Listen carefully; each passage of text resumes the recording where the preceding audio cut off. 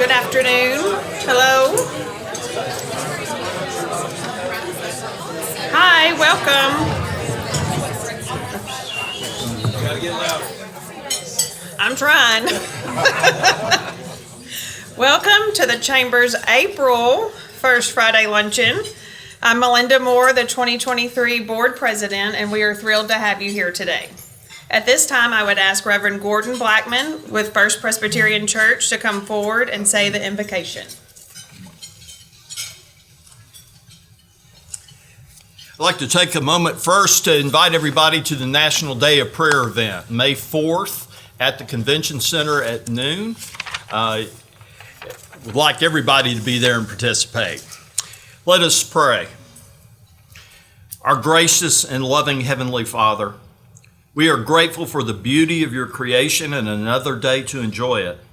We are thankful for your presence with us in this place as we seek ways to make our home more like the kingdom you will for us. Open our ears to hear words of wisdom from our leaders. Change the hearts of those who choose to live outside the law and lead them to live as the loved children you created. Inspire us to find new and better ways to live out your purpose. May the food we eat today strengthen our bodies in your service. Bless those who grew the food, delivered the food, and prepared the meal. For it's in Jesus' name I pray. Amen. Thank you. We are excited to welcome some new investors to the Chamber from this past month. Please help me welcome the Chatterbox Hobby Shop, Heavy Sea Entertainment, Hunan Asian Restaurant, Patriot Construction and Consulting LLC, Keith Wright, Primary Dock, and Regional Homes of Lufkin. Let's give our new investors a warm welcome.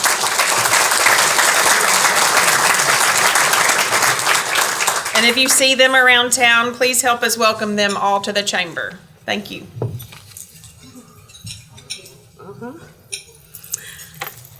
Good afternoon. I'm Colleen Murray. I am the Director of Membership.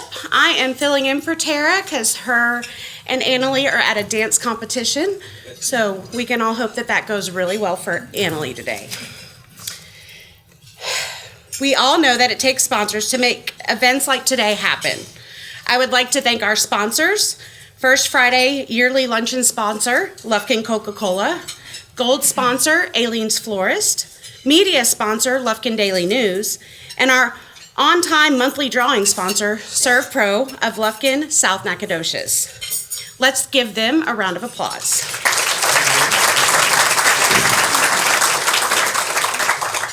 At this time, our gold sponsor, Aileen's Florist, would like to say a few words.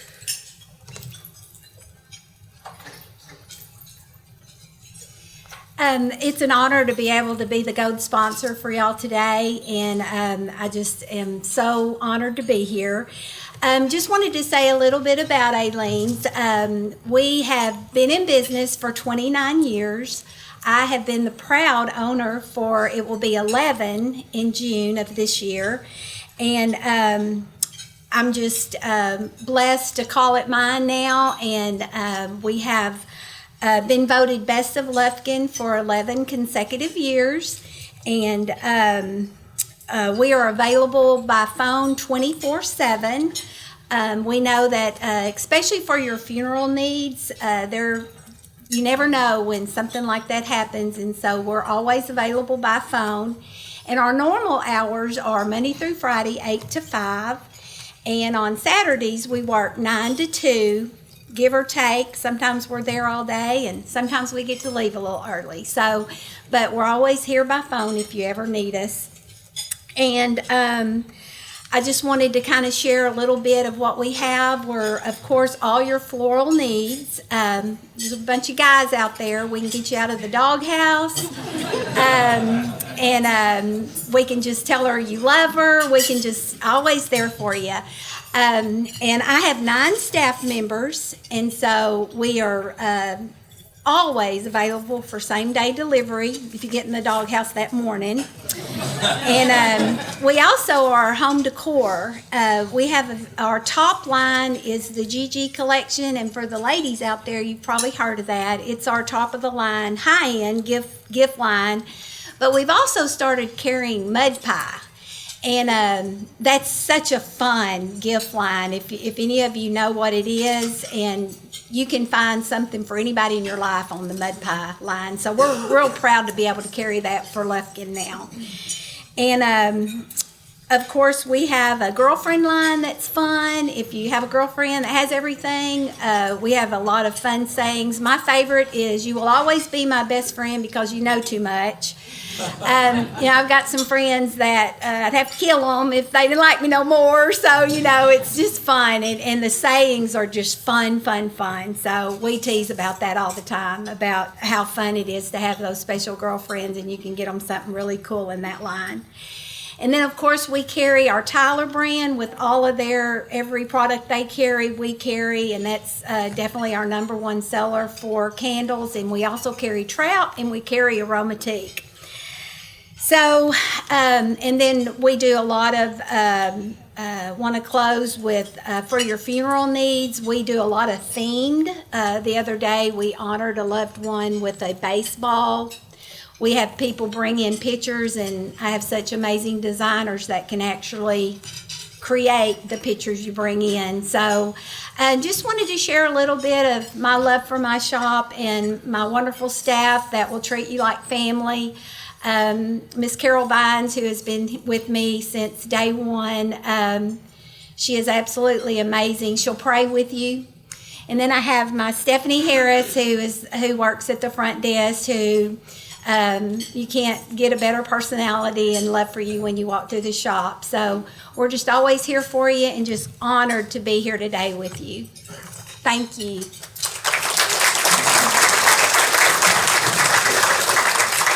Thanks, Susie. I think I'll be by to get some mud pie.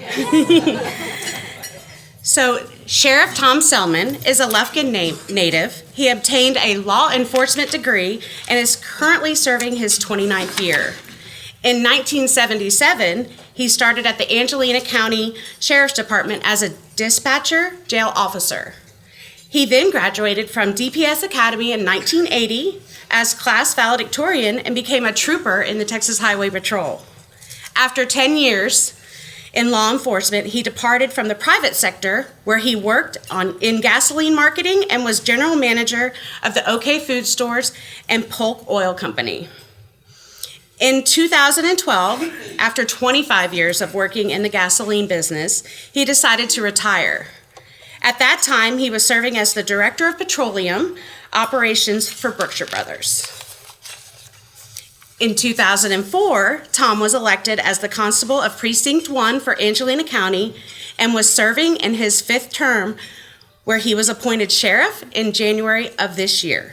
His wife, Joni, is retired from the SFA School of Nursing, and they have 2 daughters, Nikki and Kelly.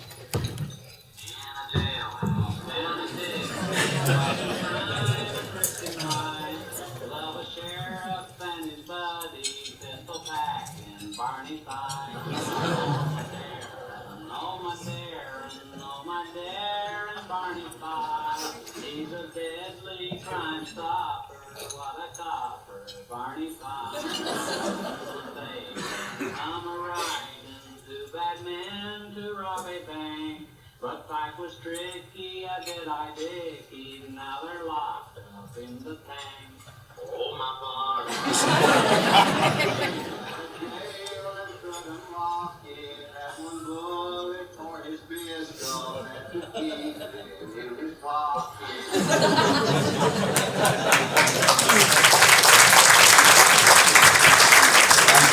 Thank you very much. And good afternoon to everyone. It's certainly a pleasure to be here. And I'm Tom Selman. I'm your new sheriff. And everybody knows that we don't live in Mayberry around here, and there's not going to be any Goobers or Barney Fives on my staff. Now, Gerald Crump has been hitting me up to be a deputy, but I told him we wouldn't even give him any bullets. So. No, it's this is what I want our sheriff's department to look like. Mentally and physically prepared to come to work every day, properly equipped and ready to serve the citizens of our county. And I'm very happy to report to you that I'm thrilled to be your sheriff, and it's a pleasure to get to be here with you today. And before I go any farther, I'd like to thank Lynn Haney and Van Watson and the crew at Lufkin Coca-Cola for being the presenting sponsor of First Friday. If you'll notice, you've got some lemonade on your desk, and that's because I like lemonade. So that's what. But anyway, and for Miss Susie for being the gold sponsor today. And I'm here basically to talk about the sheriff's department and not myself. But let me tell you why I'm here today. Is the former sheriff retired back in December, and the Angelina County Commissioner's Court, these gentlemen right here, along with County Judge Keith Wright, they selected me from a pool of very qualified people to become sheriff. And so since I've been handed the reins of the sheriff department, I have found that, I kid you not, we have got the finest leadership at the Commissioner's Court than we've ever had, I believe, in history. We've got some real sharp businessmen. We've got a great county judge, and we are working well together. There's no drama. Everybody's on the same page, and we're going to make you a great team as we go forward.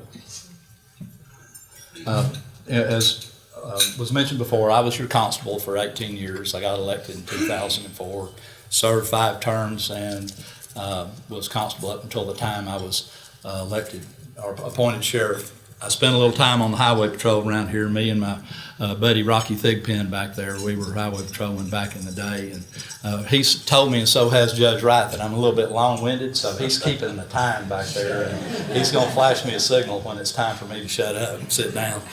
But anyway, I spent a little bit of time with Burl Pete McBride as sheriff. I was a dispatcher to start with, and we worked the jail back in the day. There wasn't any jail staff. The dispatchers booked everybody in, put them upstairs in the 3rd floor of the courthouse.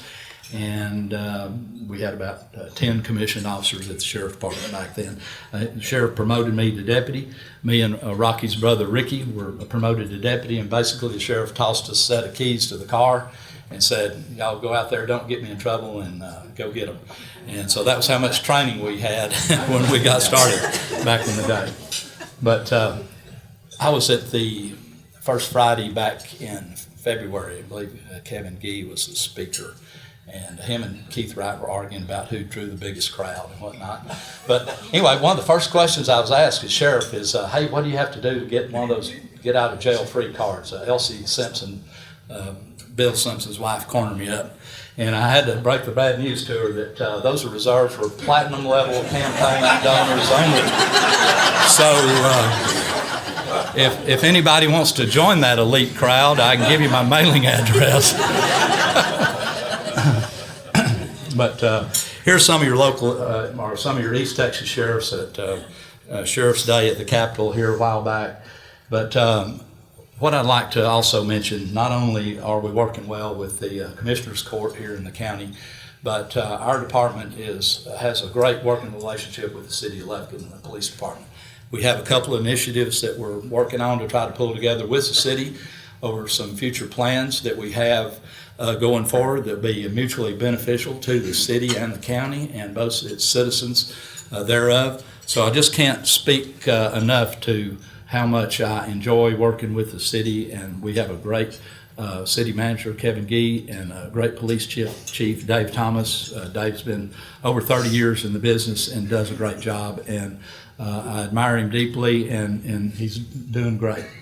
Over at the Sheriff's Department, this is where we kind of hang out. We're the second building on the property at the jail complex, and that's where our officers are housed. Our department is structured sort of in 2 different divisions. We've got our law enforcement division that's most readily recognizable by the patrol units that you see out on the road and on the street, the deputies that answer the calls. We also have a county jail division, and the sheriff's responsible by law for operating the county jail. So I'm going to talk to you today about what we're doing with the sheriff's department and at the county jail. First of all, I'd like to introduce you to the Chief Deputy at the Sheriff's Department. This is Mark McClin. Mark is right over here. He's got over 23 years of experience in law enforcement, most of it at the Sheriff's Department. Mark was made Chief Deputy last year after having run the CID, the Criminal Investigation Division at the Sheriff's Department. And he was a lieutenant in charge of all the detectives and the investigations that were going on. And he became Chief Deputy. And let me tell you, there's not a better Chief Deputy anywhere. He's doing a fine job. I'm very proud of him, his knowledge of all the workings at the Sheriff's Department.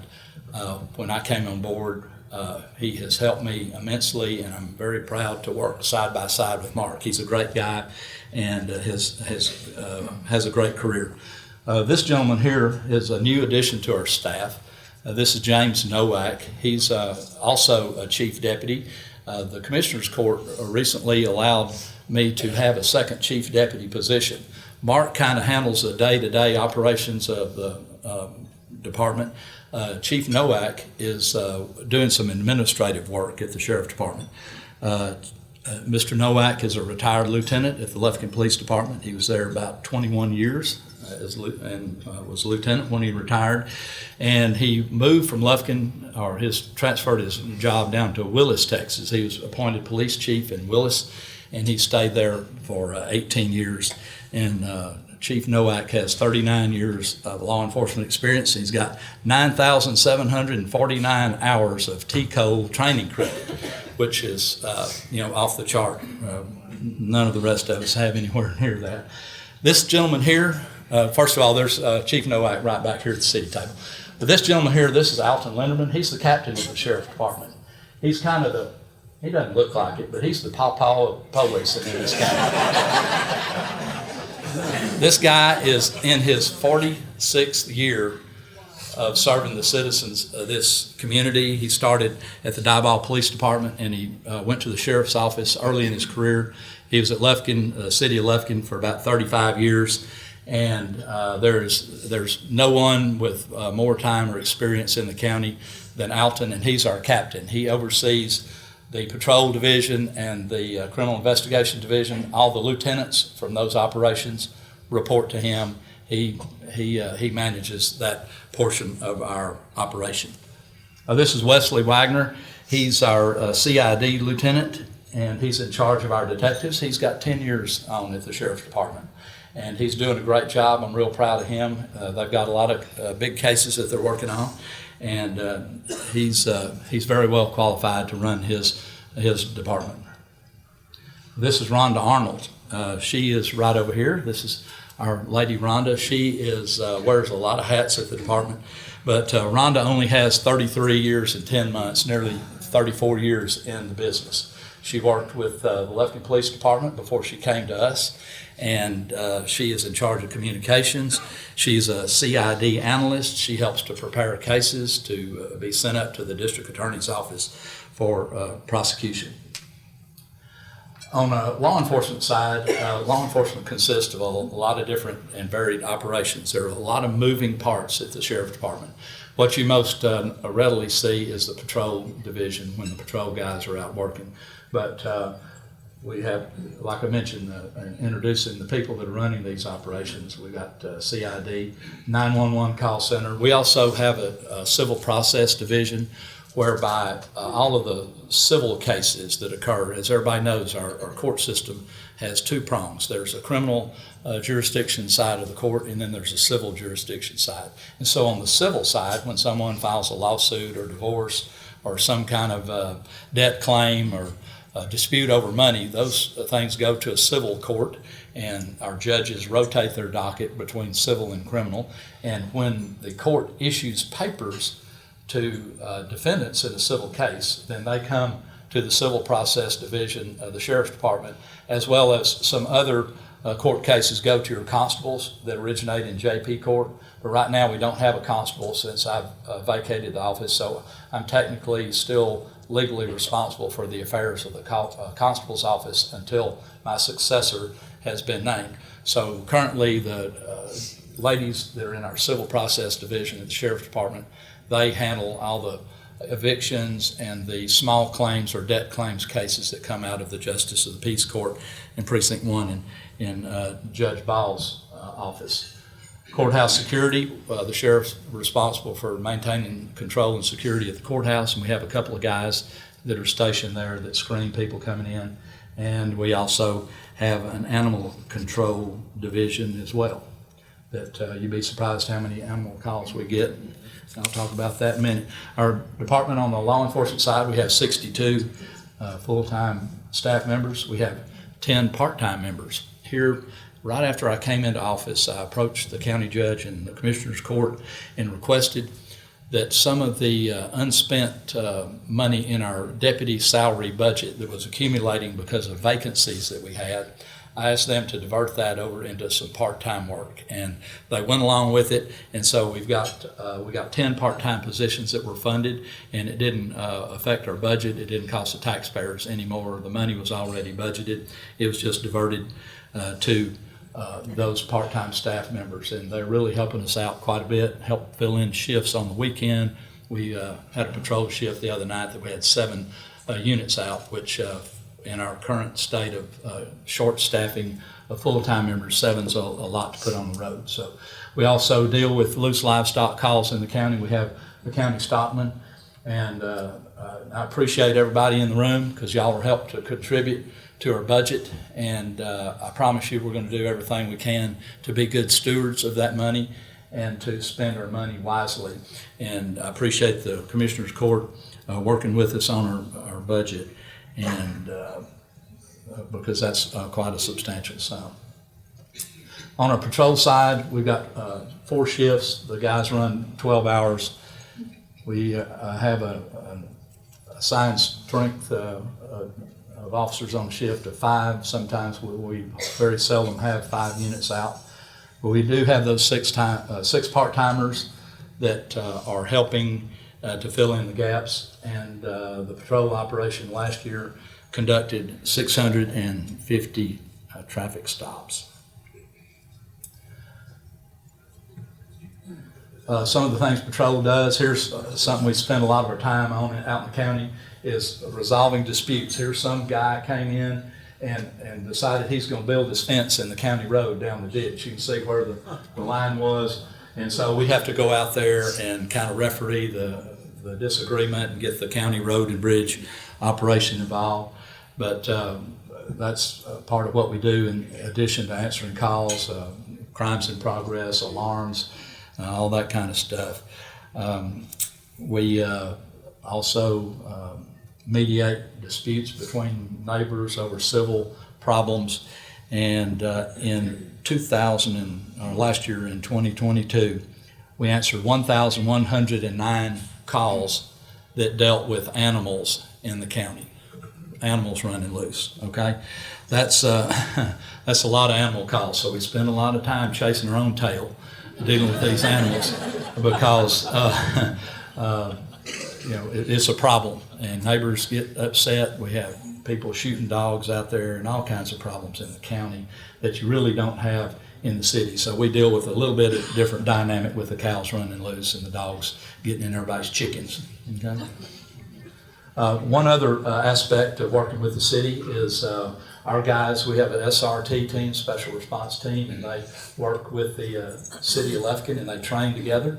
And that way, if an incident occurs out in the county or wherever it is, when your officers train together, they use like commands, like signals.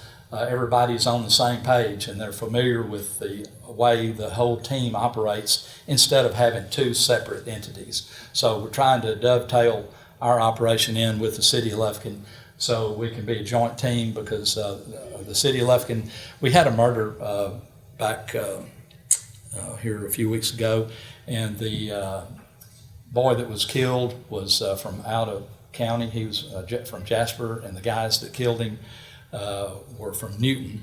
And so we had a bunch of young people involved in this. Well, City of Lufkin and our team both went down to Newton County, and with the Newton County Sheriff's Department's assistance, we executed a search warrant on this residence where we thought the guns might be or where the shooter was from. And so they were able to collect evidence in that case. But City of Lufkin was right there with us, and I can't tell you how much that we appreciate that and the contribution that they make.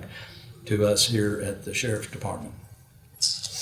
We also assist other agencies out in the county. Here's a big crash that happened earlier this week, the Highway Patrol investigating. So my guys went out to help control traffic and to maintain the scene while the victim was being attended to medically, as well as we had to establish an LZ, landing zone, for the helicopter that came in to transport this young man to the hospital, and he's banged up pretty bad. Also, we've got a gentleman that's came to us. He's here today, Axel Perez. He's got a drone operations company, and from time to time, I wanted to give him a plug. He's agreed to do some pro bono work for the Sheriff's Department, and he's got a gee whiz set of equipment with all these different payloads, thermal imaging, lasers, spotlights, high resolution, long zoom cameras, all the kind of stuff that we need to conduct surveillance or to locate a fugitive or someone lost in the woods.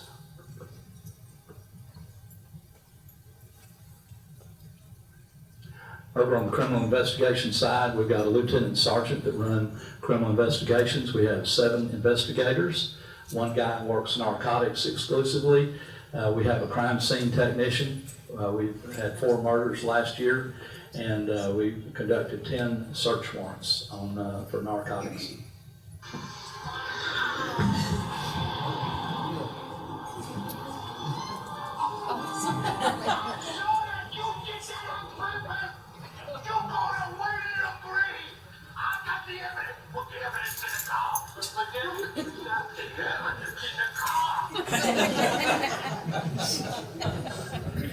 Well, Stephanie Davidson is our evidence technician, and she puts it in the car. And Stephanie does a great job. She's very well trained. She also works with the Lufkin PD and their crime scene crew as well. Here's a joint SOPD crime scene where there was an incident up on North Gay that we had an extensive crime scene that both agencies worked. Here's here's a murder scene where you got blood splatter and whatnot that they have to analyze and collect samples of and whatnot. This is a murder scene that went out on a few weeks ago out at Cedar Grove where the young man was shot. And in this incident right here, we had 83 shell casings shot from 4 different guns out here on the scene with 250 people there. And so a crime scene can become quite an elaborate operation to conduct to make sure everything's cataloged, classified, and documented, because ultimately there's going to be a court case. And everybody knows that the arrest is not the end of a case. You've got to get that thing out of the oven through prosecution and conviction. And so you have to cross all your T's, dot all your I's, and have everything in order to get to that point. There's a bullet traveled through and went in the dash of a car. Here's our call center, our 911 and dispatch operation. We have 10 operators and 1 supervisor. We have 3 communications terminals, workstations in dispatch. And these ladies that are in there are very busy. We had 38,149 calls come into our call center last year. We had 19,298 911 calls. We had people texting in to 911. And the Sheriff's Office dispatch also is the communications hub for all the volunteer fire departments in the county. If there's a fire in Zavala or out at Central or Pollock or wherever it may be, those calls come to our center, and our communications staff reaches out to the fire department that is in that area, that covers that area. The county's divided up into about 6 quadrants that every fire department kind of takes responsibility for. And so they dispatched a lot of fire calls for the VFDs last year. And since the county is handling the EMS operation now, last year we had over 4,000 calls for medical, where our dispatch communicated directly with Allegiance, the county ambulance carrier provider, and they responded to that many calls last year. So as you can see, things are quite busy. And if we got to have these young, sharp people working this stuff, because look at all that array of, all this information is flowing in. There's phones ringing off the wall. We got, Rhonda was telling me the other day through like September, October, we had 190,000 phone calls come in the sheriff's office. The phone rang that many times. Not all of them were for dispatch, but some of them were for admin calls and whatnot. So that's a very stressful job. It's a long training operation. It's a long training curve for them to be proficient at this, because they're talking to people who have medical problems. We're having heart attacks. We're having shots fired. The whole spectrum is run by the girls in the dispatch office in talking to people about calls, whether it's a dog and the chickens, or it's a murder that just happened, or somebody's had a stroke or can't breathe, something like that. So it's life or death, and these people do a fantastic job. And this is Melina Poe. She's a supervisor over civil process that handles all our civil papers. There's 3 people that work civil process for us. They handle quite a large volume of papers. It's all kinds of stuff that comes through. On the civil side, the sheriff's departments are responsible for executing writs, and writs can be for persons or property. And we have to sometimes seize property, sell property, seize people's bank accounts, and all that's done with a court order, of course, but that's some of the varied responsibilities and jobs that they do in civil process. Also, we conduct a tax sale. Someone gets behind on their taxes with the tax assessor and the various taxing entities in the county. We're responsible for holding a sale on the first Tuesday of every month. You'll have a tax sale at just about every courthouse in the land in Texas. Anyway, Chief Nowak, as I mentioned before, what his primary focus is at this point in time is to try to work toward gaining our department accreditation. And what this is a set of standards that have been established by the Texas Police Chiefs Association that have set forth the best practices in law enforcement. And it's quite an arduous task to get there. And the departments that have done that, they have their house in order. And so that's what I want for our sheriff's department. We've got a very professional team. We've got a lot of highly motivated people that are already doing a great job, but we want to take it to the next level. And the reason I want to do that is because we want to gain and keep the confidence of the people in the county, and to know that your tax money is being spent wisely, that we're not just a bunch of yahoos down there at the country sheriff's department. I want to have the top-notch professional operation. And this was one of the things that we're going to do to do that. And there are 2,747 departments in the state, and there's only one sheriff's department in the state that's accredited, and that's over in Kendall County. My sister is the district clerk in Kendall County. She works for the county over there. She's the elected district clerk in Kendall County. Her sheriff, he's an ex-DPS guy. He's very dynamic and very well loved and thought of in her county, so he's gained accreditation for them. But outside the sheriff's department, there's only 191 other agencies in the state that are currently on the list of having gained that accreditation. So that's what we're going to be working on, and I'm doing that not for me and not for our people, but it's for our citizens. So y'all can sleep at night knowing that all of the framework for a professional organization is in place, and that our people are following the rules, the policies, the procedures that are established within that framework. What we're dealing with here is a complete lack of respect for the law. And when we have a complete lack of disrespect for the law, guess where those people wind up? This is a front shot of our Angelina County Jail. This is the second prong of our two-pronged operation at the Sheriff's Department. Our county jail, that's the entrance for the public. And the county jail was opened in 2003, about a year and a half before I took office as constable. And the entire project cost just a little bit over $10 million, and built a 279-bed jail and sheriff's department. And as you can see, we've got, it's a pretty large facility. And we've got some plans for this facility coming up in the future that I'll be talking to you about. The gentleman that runs the jail is our warden. His name is Nick Gardner. He's been with the Sheriff's Department. He has 17 years in jail administration, and he's very sharp. He's a very sharp young man, and I just want you to know that our jail is in good hands with Nick. He is a professional. He does a great job, and I have total and complete confidence in him. Our jail is staffed with 49 full-timers with 3 part-time.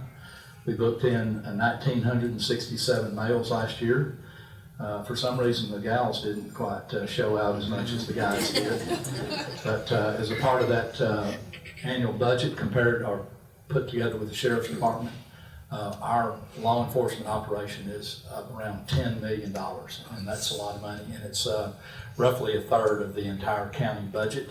And so we have a huge responsibility to make sure that we take care of the money to take care of the people. The capacity is 279. We can hold 225 males, 54 females, and everybody in there seems to be hungry because we're feeding them quite a bit. We have a contract medical that's at the jail that is there to watch over our prisoners, to treat their ailments, and to monitor them medically to make sure that everybody is healthy and safe, and we pass out a lot of medication, as you can see. Right now we have 18 inmates awaiting transfer to a mental health facility.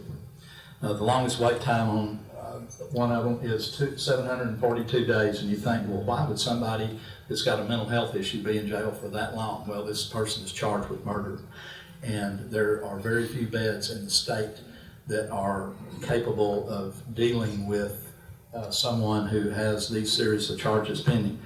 And it's going to be a while before he gets there. He's 81st on the list for the facility that holds these people. There's 80 ahead of him, and he's been on there he's been in our jail for 742 days. And on December the 22nd, we took another one in that is going to have to go to the same facility, and there were 972 in line ahead of that one. So let me tell you something.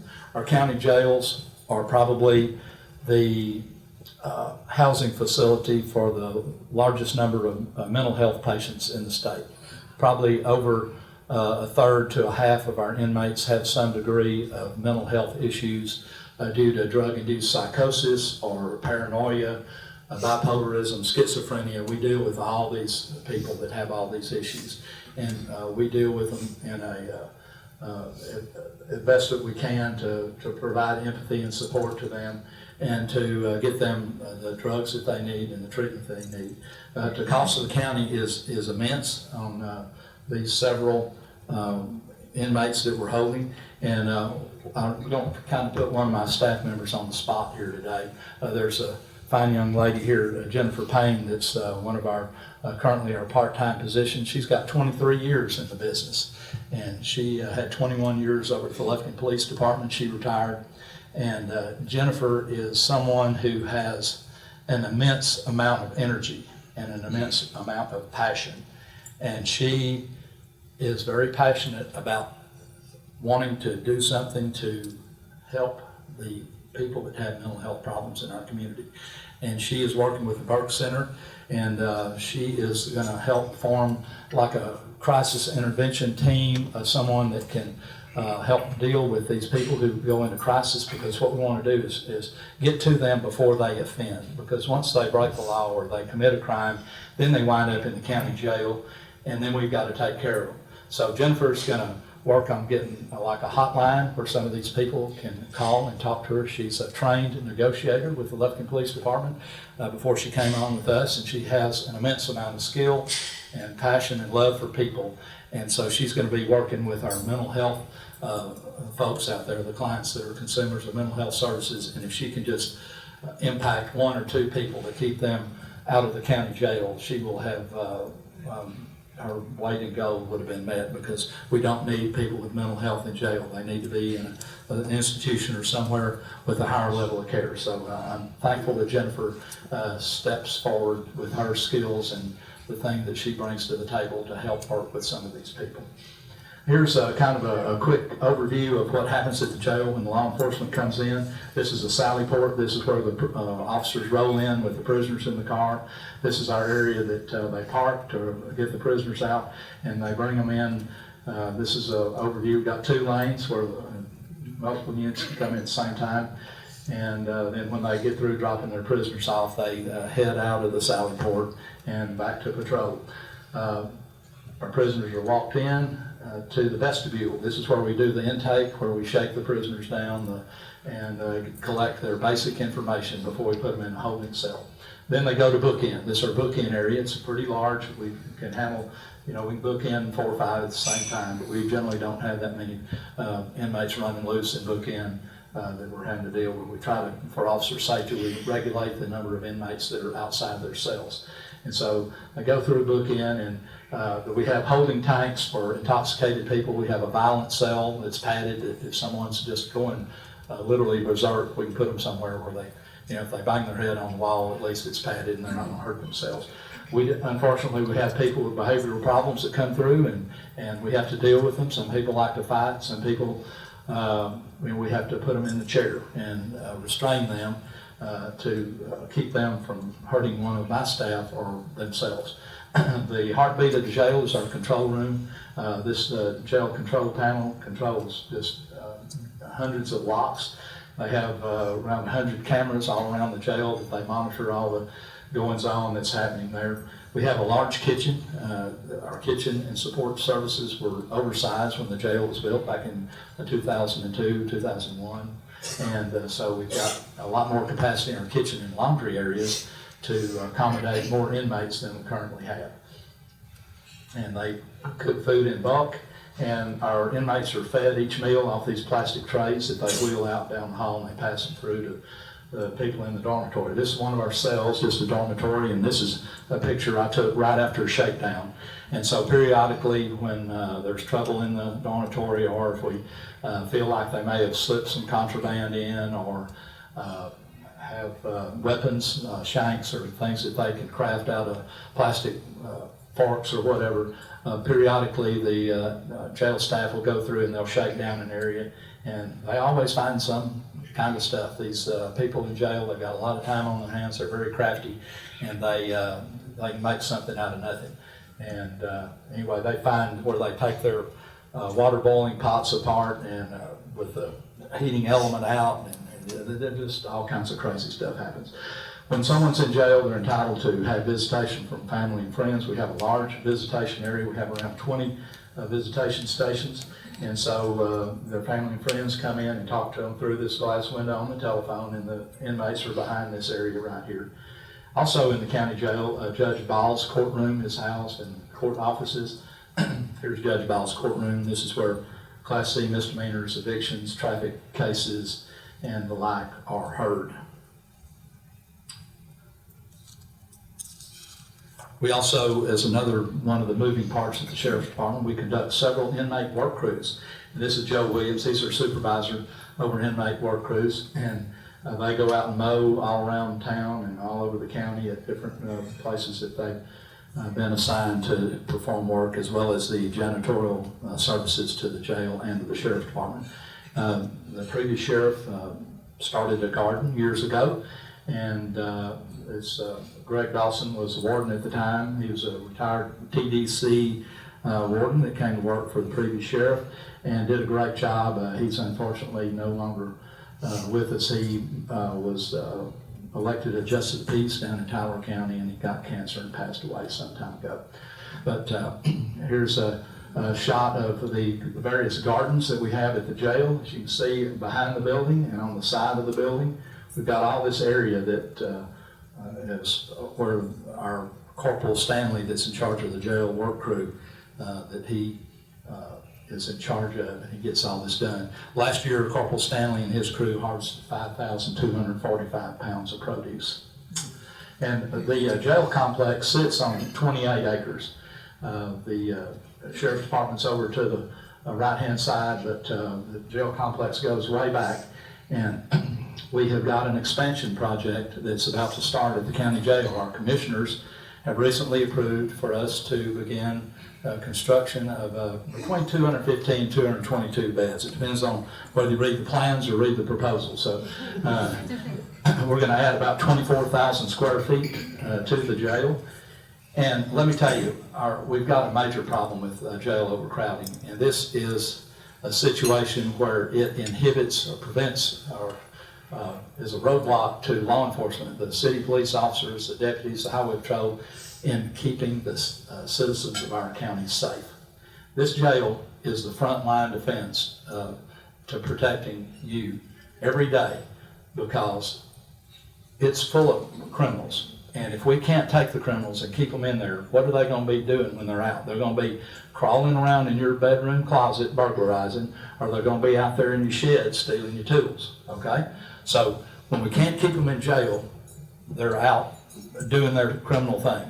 But when we got them in jail, guess what? They're not reoffending. They're not breaking anybody's stuff. They're not burglarizing. They're not assaulting. They're not robbing.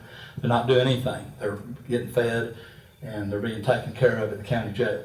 So in order to increase our ability to protect the citizens of Lufkin and Angelina County, we're going to expand this county jail. And it's going to be about $19 million. Our great Commissioners Court is working. They've got most of the money in place, but they're working on getting the rest of the financing to where we can move forward with the project. And it's going to be about 24 months probably from start to finish. And I'll be punching them along every step of the way, I assure you. I don't want to delay one day longer than it takes to open that jail, because when it gets open, I'm going to be doing like I do. I'll call over to Lufkin PD. When we send 15 to the penitentiary, I'll call them and say, hey, swing the doors at the jail. We got room. And they respond, believe me. And so I like doing that, because we need to get these people off the street. And part of this expansion, we won't need the 200 and something beds immediately, but it will provide us an opportunity to possibly contract space out to other counties. This is a kind of a floor plan layout of what it looked like.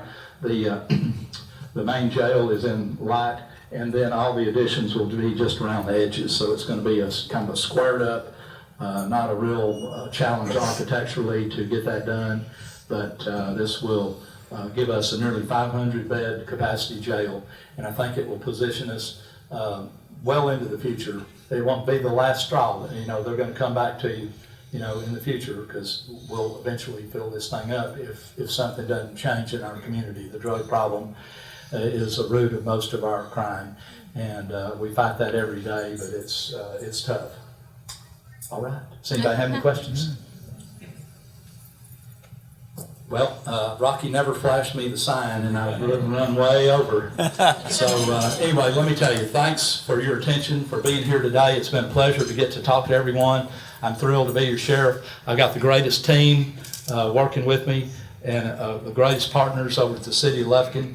And I just want y'all to know that it's an honor and a privilege to be your sheriff. And I'm always going to be responsive to your needs. If y'all, everybody should have my phone number. If you don't, you can look it up. It's all over the internet, and I don't mind anybody calling me anytime. And I deal with all the problems myself. I don't slough them off to my people. I will confront things head on. So if you ever need us, give us a call, and we'll come running. Thank you.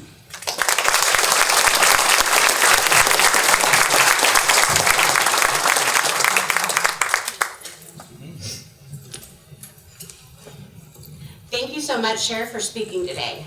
We have a lot of announcements and upcoming events we want to briefly mention. Next Tuesday, April 18th, is our Women's Networking Luncheon, where we will present this year's Athena Award winner. Ladies, we hope you'll join us. Also next Tuesday, we will have our first blood drive of 2023. Be sure to sign up to donate. Our third Chamber University of this year will be April 21st. Dr. Daniel Spikes will be speaking on diversity, equity, and inclusion. Friday, April 28th is our monthly Power Networking Breakfast, where we will hear from Luke Gustafson, Chief Operating Officer of McWilliams & Son. Please make note that this will take place at their offices in Burke. Looking ahead, Thursday, May 4th, we will have Cheers with the Chamber, hosted by 6 Degrees Wealth and Lemon Seed Marketing, at their new location in Diboll. The following week, we will have another Cheers with the Chamber, hosted by Axley and Rohde. And back by popular demand, the Leadership Lufkin Alumni Association is bringing back dueling pianos, presented by Commercial Bank of Texas on Friday, June 2nd. Tickets and tables are on sale now. See Lindsay in the back and she can take care of you today. It's time for our on-time drawing, sponsored by ServPro, Lufkin, South Nacogdoches County, for those that registered before Thursday. And the winner is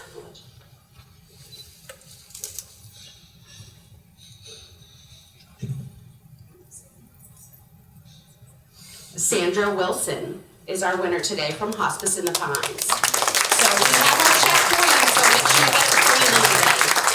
Thank you guys for coming out today, and you have a great weekend. Thank you.